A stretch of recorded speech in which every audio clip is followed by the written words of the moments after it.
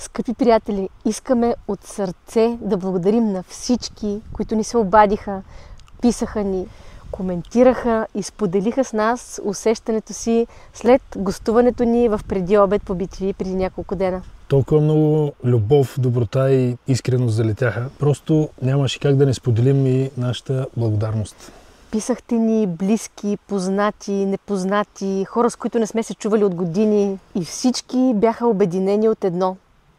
От усещането за човечност, за обединеност, за топлина, за хармония, за истинска свързаност.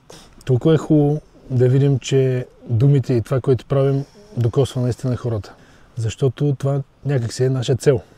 Да говорим за истинското и смисленото в човека отвъд маските. Тази вълна от доброта, която се завихри, ни показа, че има нужда от повече светлина, повече разбиране, повече споделеност. Благодарим ви, че сте с нас, че вярвате в това, което правим. Ще продължим да говорим за душата, за човечността и за това, което ни прави истински. Благодарим ви, че и вие сте част от това.